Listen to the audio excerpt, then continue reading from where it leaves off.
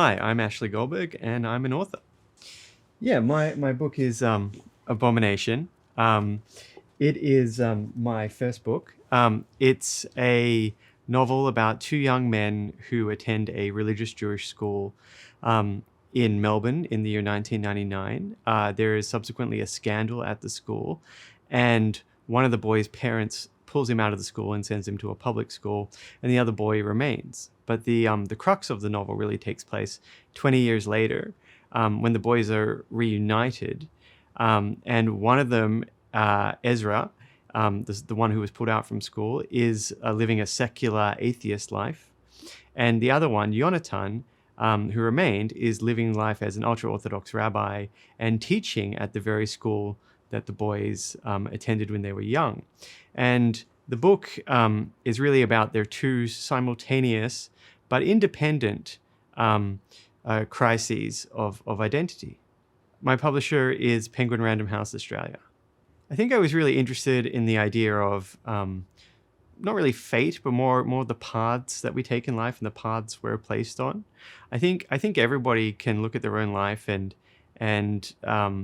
pick a point in which it kind of determined who they are today.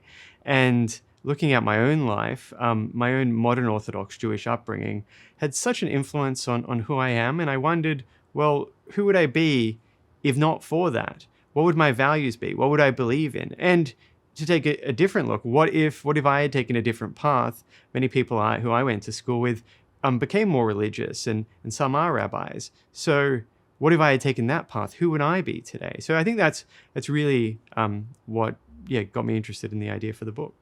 Well, interestingly, I think a lot of people have spoken about the various themes in the book. That there's a lot of themes about religion and faith and family and friendship. But for me, I think the book is really an exploration of self. For me, it comes down to that question that writers are often asked: Why do you write? And the reason I think I write, I've thought about this a lot lately, is I write to better understand the world around me. This book is an example of me trying to navigate my way through the world, and so subsequently, it's an exploration of all those themes. Religion, contemporary love, faith, identity, friendship, family. I mean, that's me trying to make my way through the world. Well, I think like a lot of writers, my aspiration for writing came from reading. Always loved reading. When I was a little kid, my dad would read R.L. Stein's Goosebumps to me and my brother, and I used to sneak them off the shelf because he was reading a bit slow for me, and I would finish them on my own. And so that's really where my love from reading started, and from that eventually it led to literary fiction. But it wasn't until early university that I think, in my early 20s, that I kind of said to myself, well, what do I really want to do? And I knew I loved reading, and I'd always enjoyed writing, but I never really put my head down and said, I'm going to commit to this. But that was when I made that decision to just go for it. And it took a very long time to get here, because I've been writing that entire time. But here we are. I don't work full time. I don't write full time. I work for the state government 4 days a week, and I have one day off, which is my designated writing day. But much more often than not, that writing day is a life admin day. It's just, I think that leisure time is such an important part of the writing process. And it's taken me a long time to realize that you need that time off.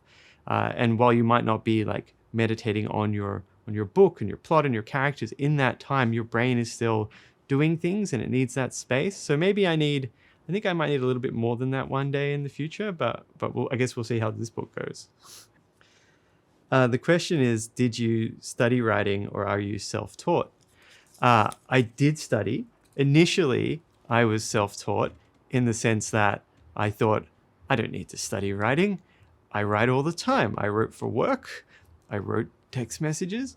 But I wasn't getting published. I wasn't getting anywhere in my early 20s, and I was quite prolific. And I thought, okay, maybe there's something to this. So I was working in Canberra at the time, for the federal government, and I started a graduate diploma at the University of Canberra, and it was so invaluable. And immediately I realized that I had it completely wrong. I had no idea what I was doing with my grammar, with my syntax, with perspective. There were so many things.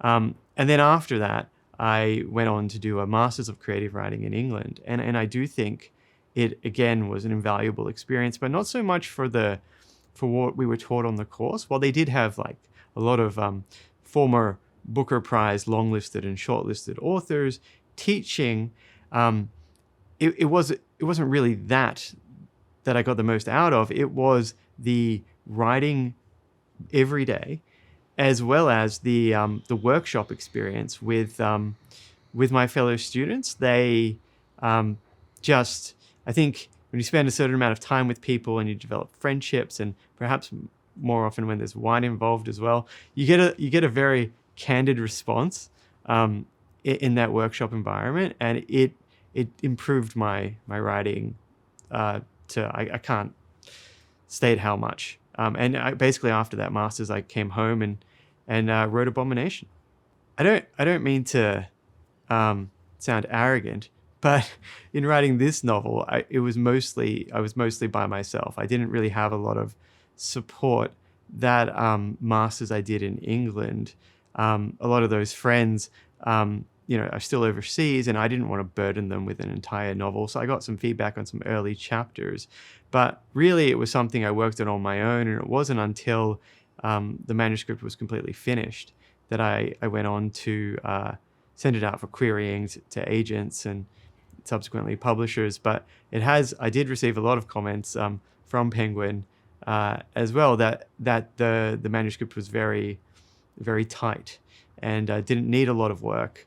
And I think that's a product of me being a very slow writer.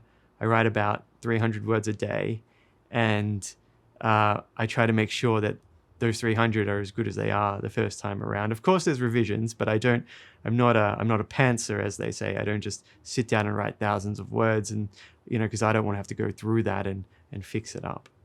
I think querying agents was quite a nerve-wracking experience, but at the same time, when you're doing that, there's still this kind of, I think there's that ubiquitous self-doubt that the writers have, and there was this, well, I'm never going to get an agent anyway, nobody's going to want my manuscript, so it doesn't matter. So constant failure and rejection, I was like, that's fine. But then once I had an agent, and once we started sending the manuscript out to publishers, that was a terrifying experience, because I was refreshing my inbox all day, every day, waiting for a response. So that was very nerve-wracking. I would say that experience is something that I don't look forward to again. I look forward to the idea of having another book, but in addition to that, this experience and the publicity side, I do wish I knew more about it. It's been a good experience, but working effectively full-time as well, I wouldn't recommend. I do think the publicity around the book can be like a second job, and I'd say it'd be a really good idea to block out a huge chunk of time for your book's publicity. The question is, are you a cat or a dog person, if either? I am a dog person. I think it's interesting that a lot of writers, I think, are stereotyped as being cat people because, I don't know, cats are very picky and arguably pretentious. Some people might think I might be one of those people that think that cats are pretentious. I often say, if I wanted to spend time with an individual who was just going to, choose when and where they would spend time with me, I would be with a person. In terms of a pet, a dog, you get that kind of complete unconditional love. They're always happy to see you, and I'm always happy to see them. I think it's a mutually beneficial relationship. And, my partner and I have a nearly 15-year-old poodle. His name is Bruce, and he's in a lot of my social media. I definitely read while I'm writing. I can't imagine someone wouldn't. I suppose there are those that don't want to be distracted by the idea of absorbing another voice, but for me, I like that. I like going straight to my influences, depending on what I am writing. So for Abomination, a huge influence was Chaim Potok and his books The Chosen and The Promise. The narrative of the Chosen, obviously, with the two young men, one more religious than the other. So I looked to those books, and then also Nathan Englander's short stories. His short fiction, I think, is the best depiction of contemporary Jewish life, and he does great comparisons between secular and religious life as well. And then I'd say also Isaac Bashevis Singer and his novel The Slave. I love that novel. It means so much to me. But the protagonist Jacob has this inner conflict where his morals come into question, and he feels a lot of shame in terms of breaking religious law, Jewish law, with also the woman he loves, and pursuing things that he wants. So all of those books influenced Abomination, and I look to all of them while writing it, and I imagine I'll do the same with future work. My family didn't read this book until it was basically ready for publication. I was a little nervous. I was very nervous about the response from them, which I gave them a lot of explanations about what's in there and why, about the research that was involved. And I was surprised that the response has been very positive. The response that I've had from everyone basically has been to date quite positive, and I'm glad for that. In hindsight, had they reacted negatively, would I have gone ahead and published the book anyway? Probably, but thankfully that's not the position I'm in. Well, I love short fiction more than anything. Short fiction is my favorite form of prose, and I'm always writing short fiction, and I'd love to have a collection. So I'm still working on some pieces of short fiction. I've had stories published recently in Meanjin and New Australian Fiction 2021, as well as some overseas publications. But in addition to that, I am working on another novel.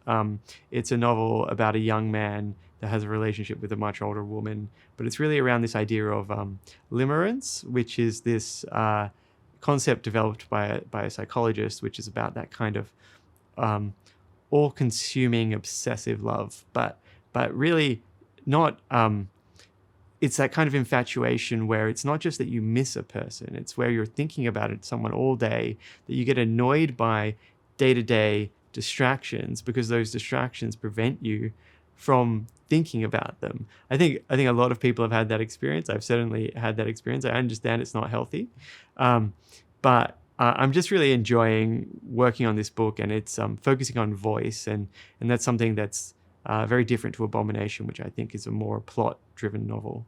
I'm currently reading Genevieve Novak's No Hard Feelings, which came out a couple of months ago. Genevieve's another Australian debut author, and it's a very funny book. She's really mastered the voice, and Genevieve's been a great supporter on social media, and I like to support her back, and I've on that note, I've read a number of recent Australian fiction, particularly debuts like If You're Happy by Fiona Robertson, another incredibly supportive writer up in Brisbane.